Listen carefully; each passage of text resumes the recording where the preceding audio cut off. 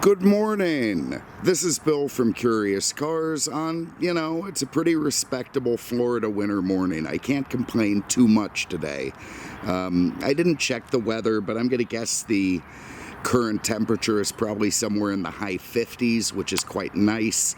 Not quite enough for a jacket, but, at least I'm not dripping. At least the humidity isn't absolutely killing me, which is a welcome change, I have to say. We had a bit of a nice winter, some cool weather.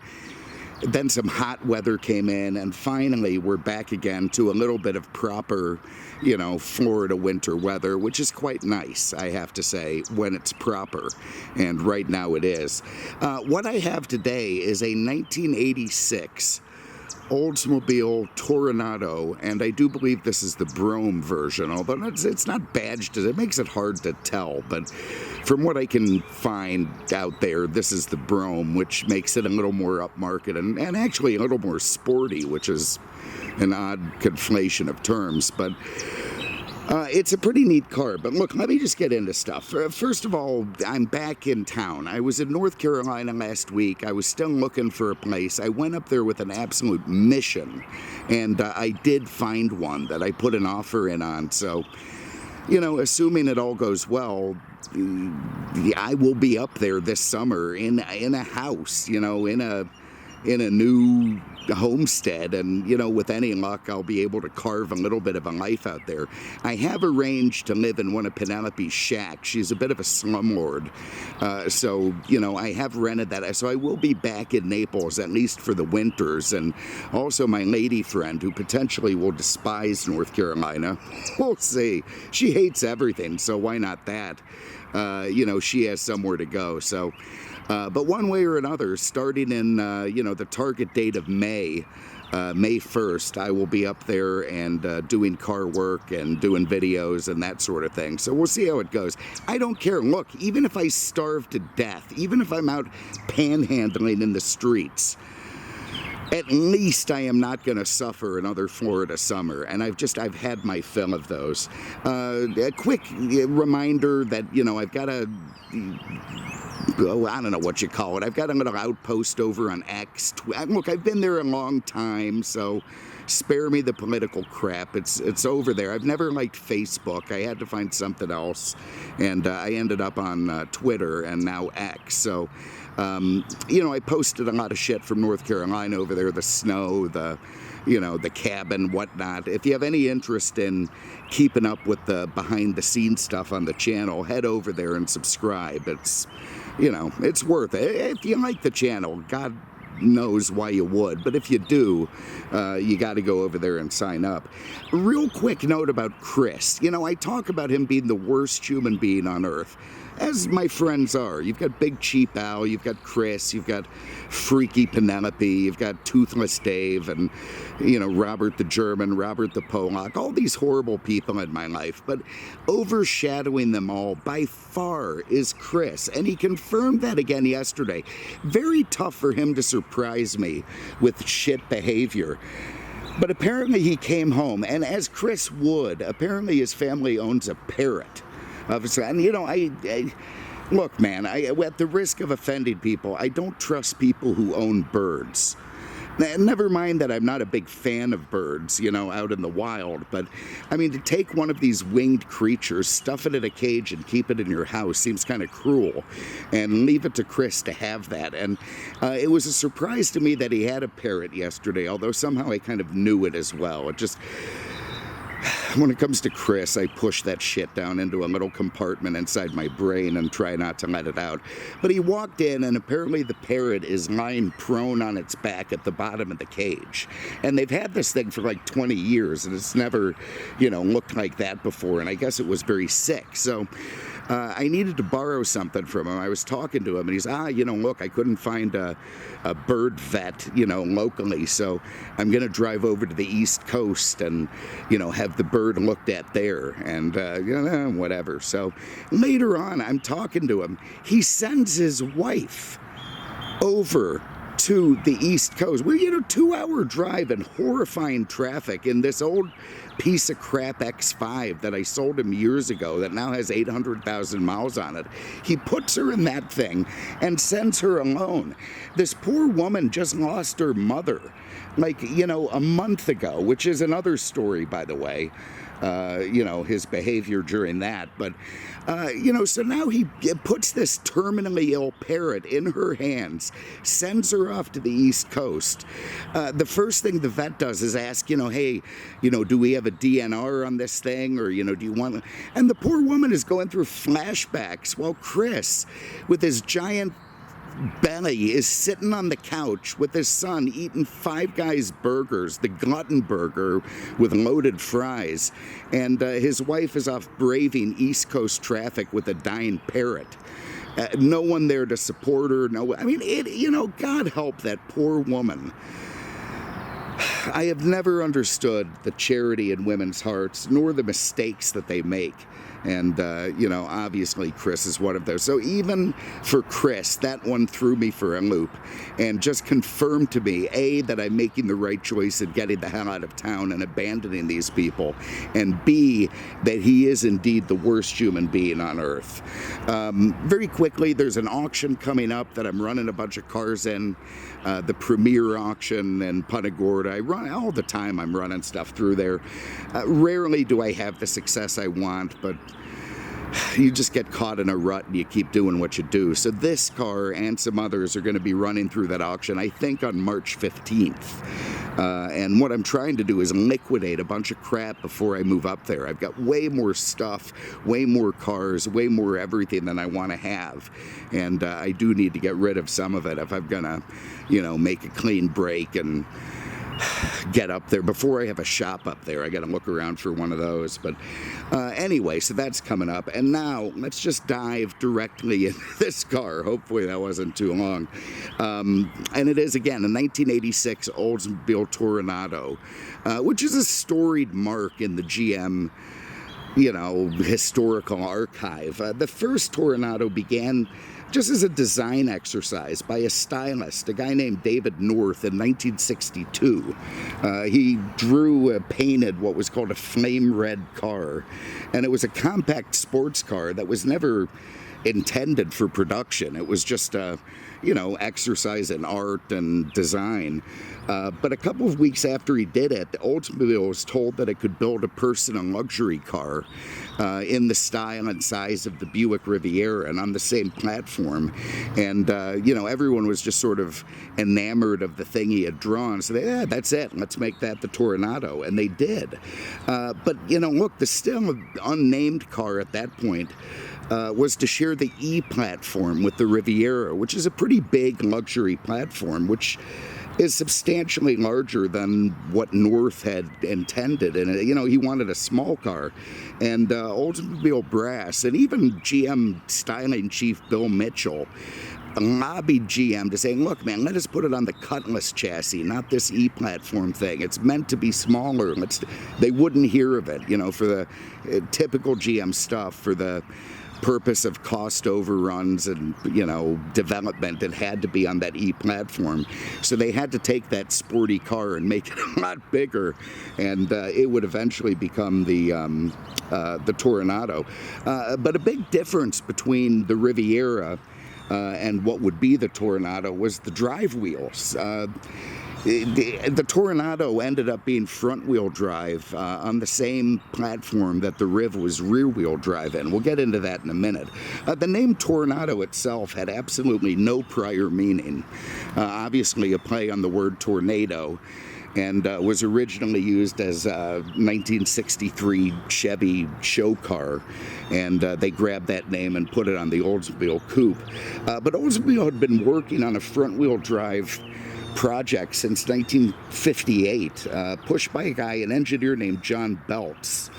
He was the guy who actually originated the 442, which was, of course, huge for Oldsmobile, and he'd eventually be rewarded by becoming head of the division. So he wanted the front drive thing to progress. He really wanted it to be on the smaller platform, but developing it was kind of expensive and a big ordeal. So the only way it was going to make sense was to put it on a more expensive luxury car, and it would end up on this Toronado. Not this one. Well, yeah, this one's you know what I mean. The first gen was front-wheel drive, surprisingly.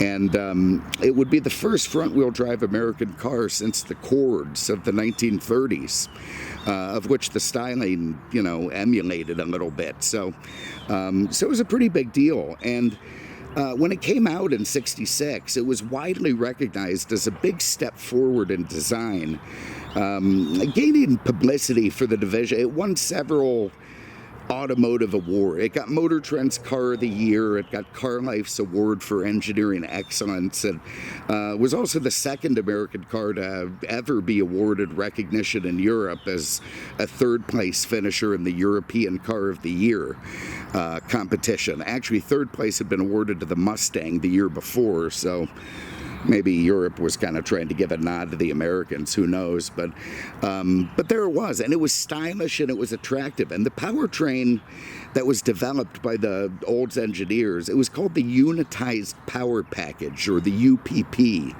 and it combined a rocket V8 from Olds with a modified turbo-hydro transmission, and it squeezed it all into an engine bay that wasn't any larger than the one used for a conventional rear-wheel drive car, like the E-Platform Riviera.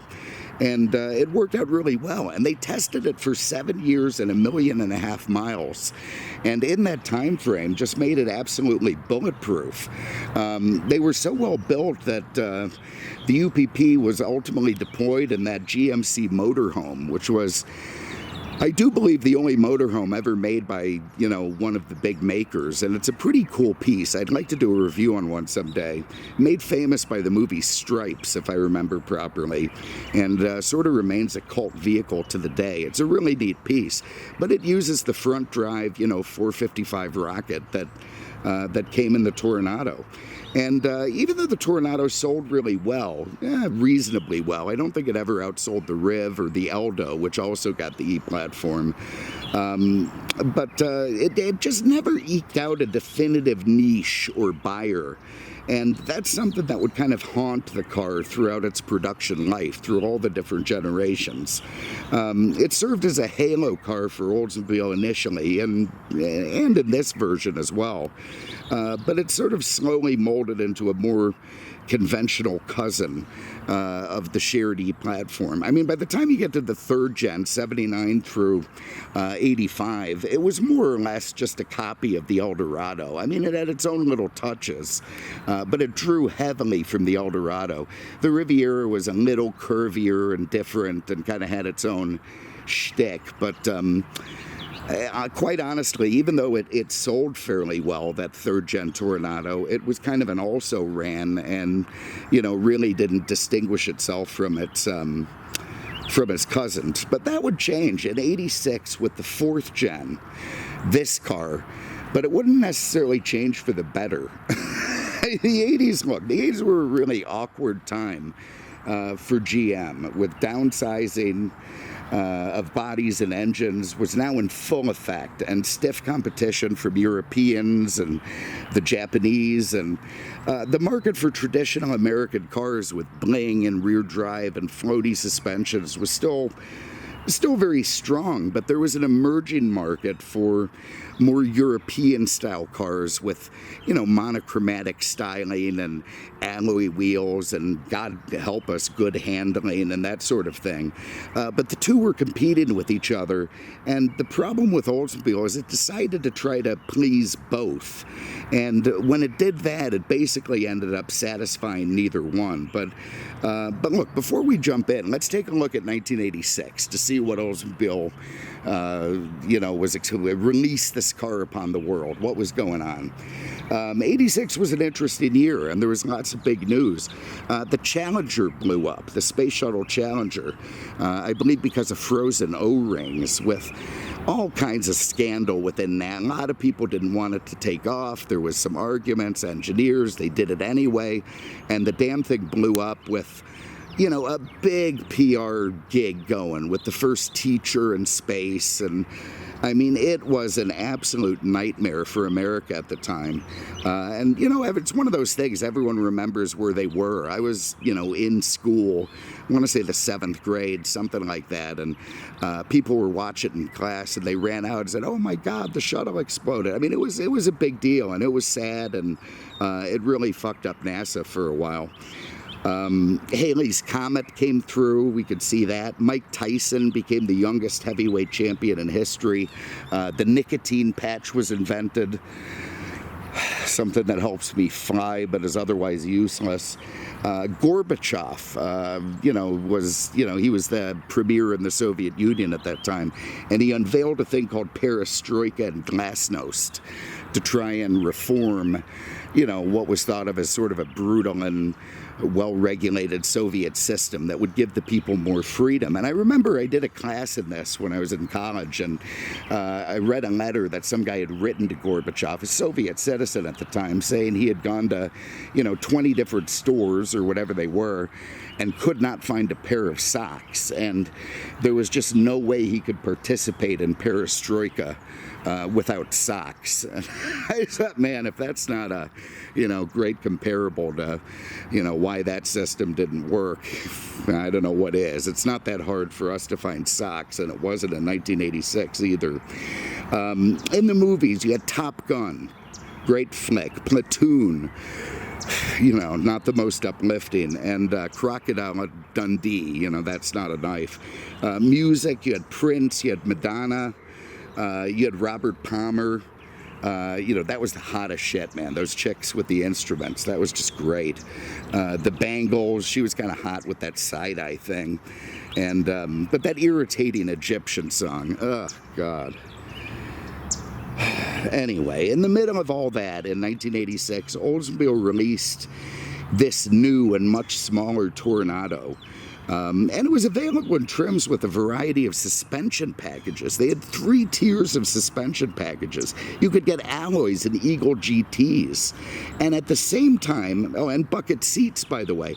And at the same time, you could get these sandalwood colors, with bolt-on wire wheel covers and a split bench seat and a column shift. And, the two of those sitting next to each other on the lot must have been a little bit confusing to the buyer, and another reason that the car really did not sell well. I think it did 15,000 copies in 1986, and that was down from 40 to 50,000 copies a year for the 79 to 85, which really isn't considered a fantastic car. So, despite all of Oldsmobile's efforts, the car just absolutely sold like shit. It was just too small.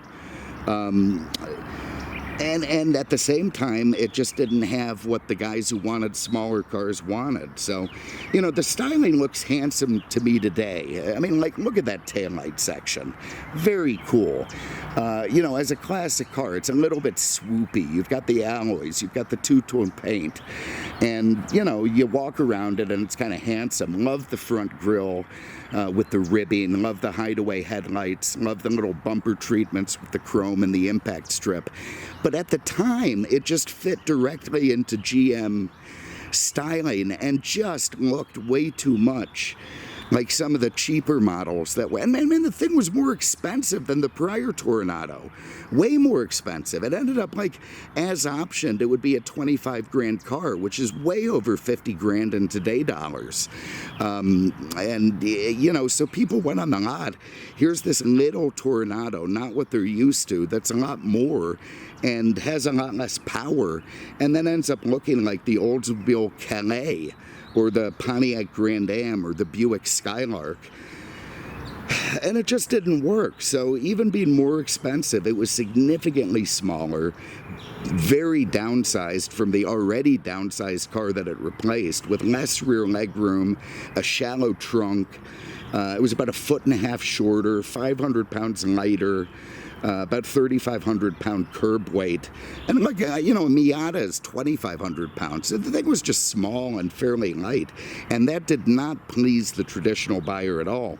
Neither did they like the V6. They want a V8, those guys. They want rear wheel drive. And instead they got a V6 with 140 horsepower and a, kind of anemic 4-speed. And that didn't make the old guys happy, and it certainly didn't make the new guys happy either, who wanted, more pep and a handshaker. So the engine choices really just didn't end up pleasing anyone. I will give it this, though. While the styling was in line with other GM products at the time, finally the Toronado did kind of distinguish itself from the Riv and the Eldo. It did not look like either one of those cars at all. The covered headlights, the grille, the swoopy bodywork, the alloys, it definitely had a distinct difference to the Eldo, which I don't think was a particularly good-looking car then. That Cadillac had its own problems then, and the Riviera, the 79 to 85, which I owned one. It was a beautiful car. The 86 just wasn't. It just didn't have the same look. And I think of the three, even though it's not recognized for it, I think the Toronado was probably the best looking, with the swoopy bodywork, and particularly in this Brougham trim, with the two-tone paint and the alloy wheels and stuff. The headlights are an interesting note. We'll get into that real quick, and you can't see them now because of the covers. But back in '83, Lincoln and Ford lobbied the NTSB to get rid of their ridiculously rigid rules on headlights, because they wanted to start putting these sort of Euro spec lights in their cars, and they won. And the '84 Mark VII was the first, and man, that thing looked like a rocket ship when it came out. It was really cool and different and aero. GM also took advantage of these, headlight rule. They brought out these rectangular F-type headlights, which are behind these covers here. And they're a little bit smaller, they're lighter, and they're more powerful than the sealed beam headlights that they replaced. The problem is they look exactly like the sealed beam headlights they replaced, and nobody would have any concept that this car had kind of special lights in it. It's just typical GM. They're more expensive to replace. They are better, but nobody gives them credit for it because you can't tell. And, it just, at least Ford made the things look a little bit different.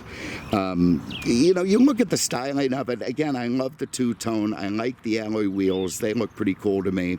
The impact strip on the side. Nice raked windshield with chrome and black trim around it. I think they could have sank in the door handles. That would have looked a bit better. Those are the same door handles on my '79 Firebird.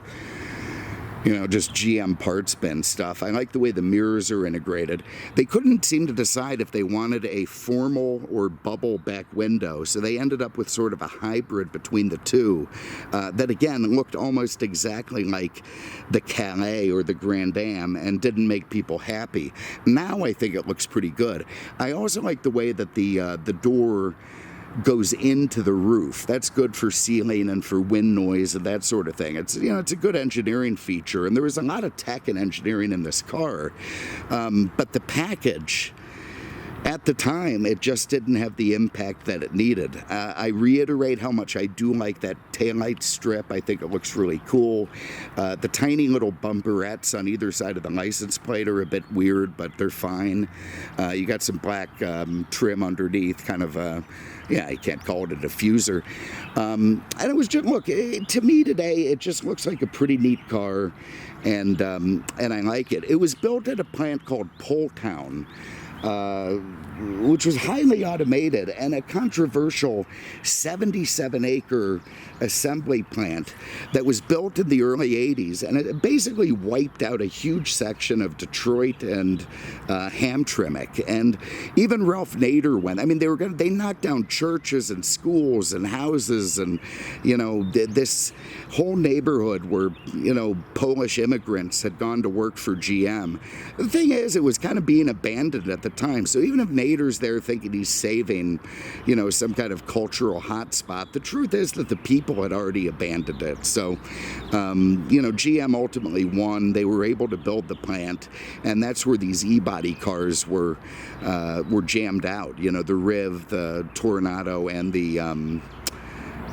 the Eldorado, and what was then a very highly automated assembly line with robots and, you know, automated systems that put wheels on and paint and windshields, and but, you know, also did employ a lot of people. The car was painted by robot with the exception of the two-tone ones, which the humans came in and did that. So some proper GM employee painted at least the bottom of this car. I'm going to pause there for a minute, and then we're going to dive into under the hood and the trunk, have a look at this thing properly. So bear with me one moment. All right, so let's dive right back in. We're going to start in the trunk. And remember, the traditional buyers, you know, they need a big trunk. It's what they're looking for. I do like the flippy, you know, badge where you can, it's very traditional GM stuff. Anyway, there. Okay, so big enough trunk to fit not just kids and preschoolers and that sort of thing, but also, well, an M1 carbine and a Beretta A300 Ultima Patrol with a few mods on it. You know, it's a couple of useful tools to have back in your trunk. Actually, I'm in the process of cleaning guns. I'm terrible about cleaning them. I go to the range, I come home, I throw them back in the safe, and I just, you know. So I've been on a mission, and that's why these are in here. But they're also useful if there's any kind of a road rage incident. But that said, if you look at the trunk, it is a nice size. It's got a high threshold, which is no good, but, you know, fine. But it is a bit shallow. The spare tire is underneath those... underneath the firearms there, and you know, it's of course a temp spare, and it's fine, and it's yeah, you know, look, for a weekend trip on Grand Touring, it's good, and it's good enough, and it's a decent trunk. It's certainly by today's standards, but at the time it might have offended some of the more traditional guys who want something cavernous. It does have that lovely little electric pull down, which I'm just sort of a big fan of, always have been. Have a look under the hood. Oh, God, if I can reach it. All right. And, you know, engine-wise, this is complete. We'll get into it. Like the 20th anniversary badging for the Toronado. God, we're so old. What would it be now? 20th would be 86. We're in basically 2020. So what is that, 50th now? Oh, God. No, not, yeah, 60th? Oh, God, I don't know. Anyway, we'll just keep going. So, look, there it is, a tried and true, one of the earlier incarnations of the Buick 3800 V6, which is a great engine, you know, and historically recognized as such. But it's not an exciting engine. You know, later on it would get supercharged, and that would all be fun and whatnot. But when they put it in this car, it was tuned to 140 horsepower. Can't remember the torque figure. Like 180 foot-pounds, something like that. You know, more than enough to push the thing down the road, especially since it's kind of light. But at the same time, just not, you know, not particularly exciting. That was made into a 4-speed automatic, which is nice and smooth. It runs the front wheels, of course. You know, Oldsmobile had gone to lengths to sort of hide the front drive features of the earlier Rivieras, but they celebrated it in this one because, you know, by the time it came out, front drive was becoming a thing. Up front, it uses coilover struts, independent, of course, with an anti-roll bar.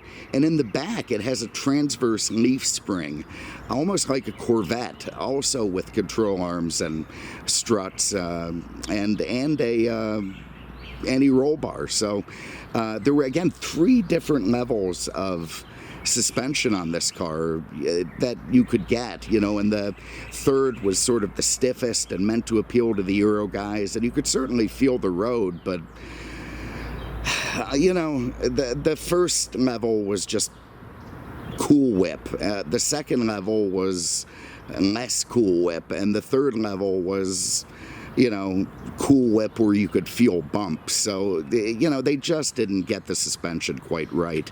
But kudos to them for giving it a shot anyway.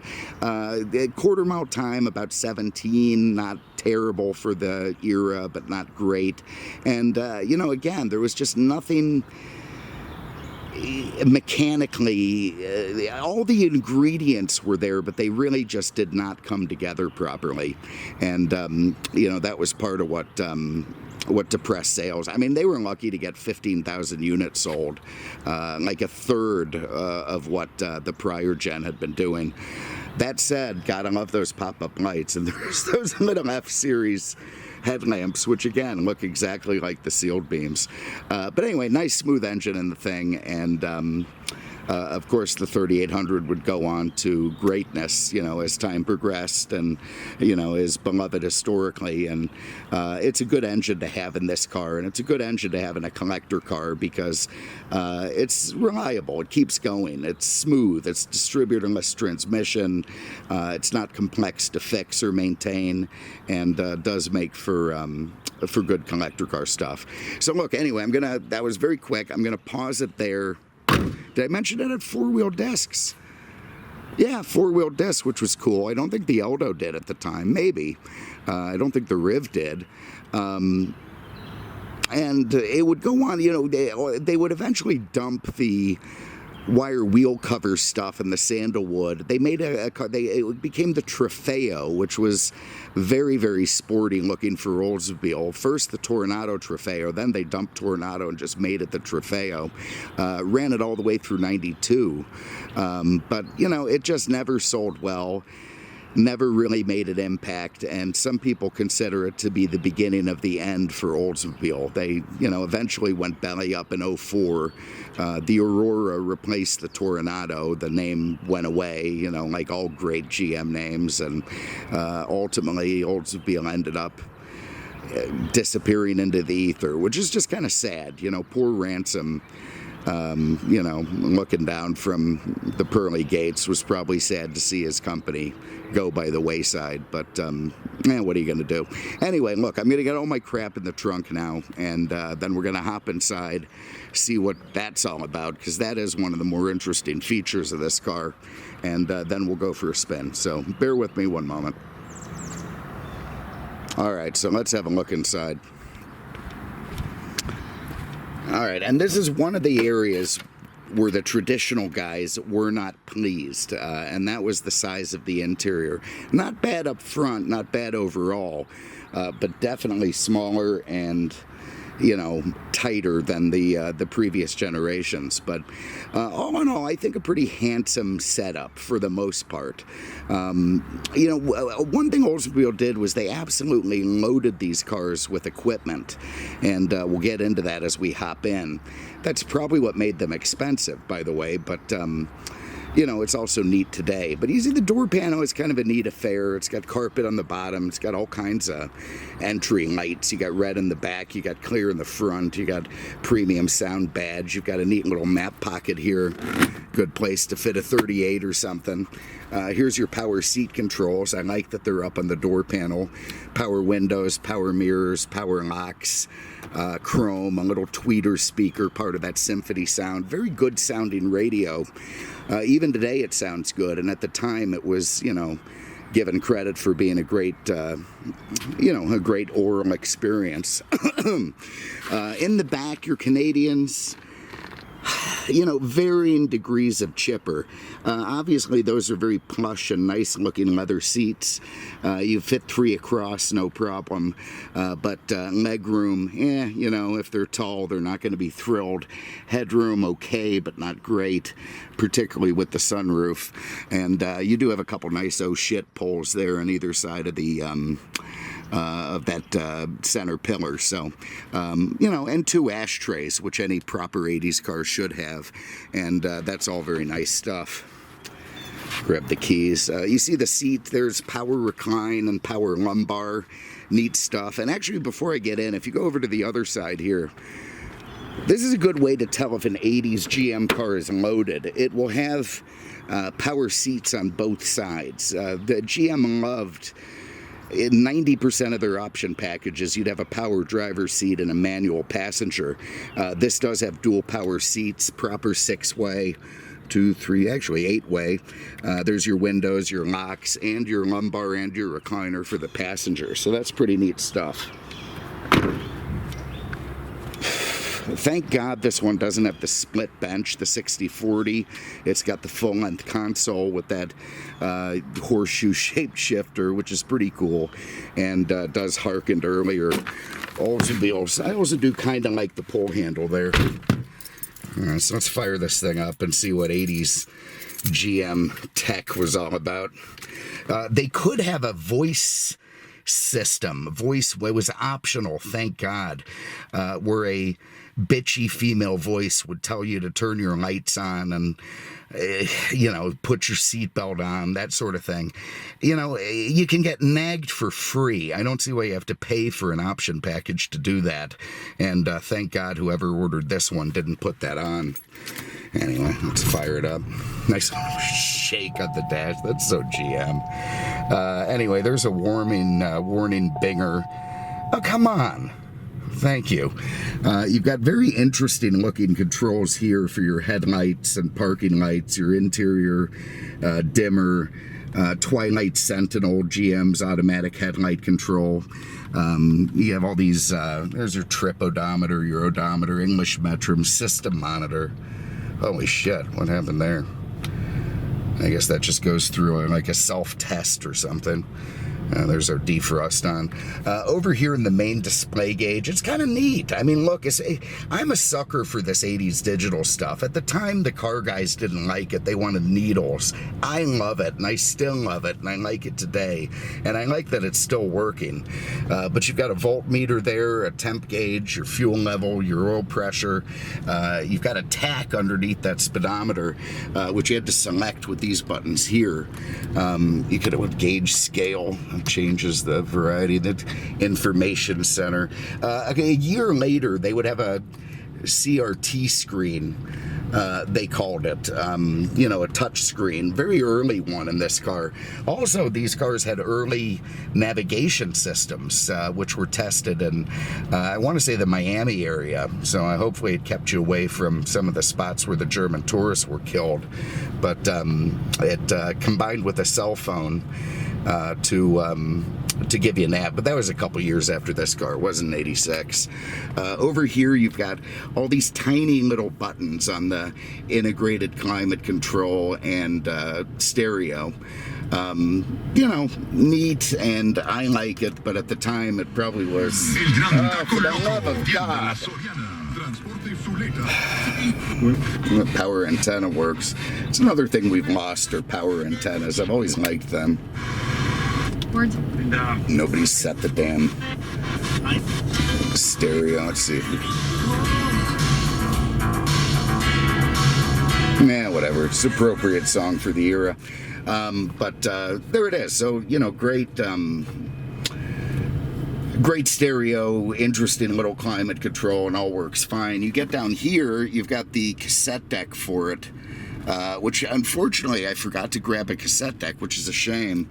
But when I hit eject, it doesn't seem to eject anyway, so I don't know if it has to be on tape or if it's just broken, probably the latter.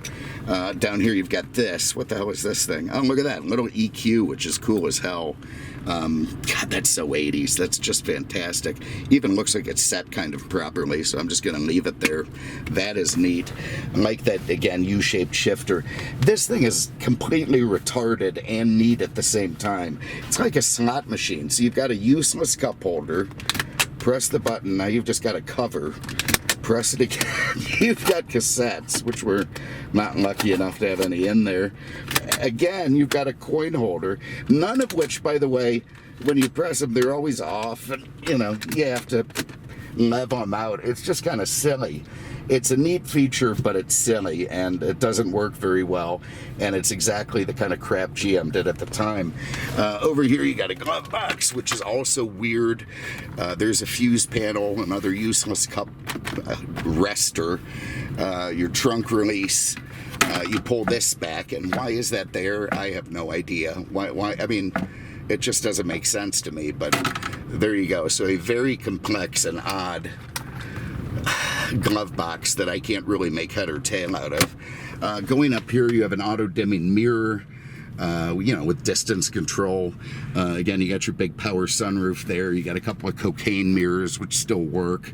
Nice. You got one for you and one for your lady friend. I remember in Death Wish 4, Chuck Kersey, what the hell is his name? How the hell do I forget his name? Charles Bronson drove a Toronado. And, he probably is the perfect customer for that car. If you want to, who drove him at the time? A guy who's about 50, an architect, likes shooting people, kind of cool, would never dream of driving a European car. That was your traditional Toronado buyer at the time. Unfortunately, there just weren't that many of them. And there it is. Getting into the center console, we've got some nice gun storage. Found that earlier. We got a good road rage gun here. That's a 50 cal Desert Eagle. So it will, that center console will accommodate a decent sized piece, which is nice. You don't have to compromise on that. And let's go for a spin. I got my seatbelt on. It's hard to do one-handed. But for some reason, the seatbelt receptacle falls down between the seats, and it's really obnoxious. And makes it even harder to do one-handed. Oh, God. All right, there it is. Now we're in drive. I like the way they've written that out. Reverse, neutral, overdrive, drive second, first, and park. In full English there for you. They've done a good job at insulating the body from the drivetrain. I think it's sat on rubber mounts to sort of cut down on noise and vibration, which is good. The engine, I don't know. Tell you what, let me just walk back here and close Peter's gate. Oh, God. Oh, God, I should have paused it there, but I've got a different audio source, and I've got to pause. I am so behind the times. Turn that off for a minute. We'll run AC momentarily. Oh, God, sorry about all that. All right, let's hit it.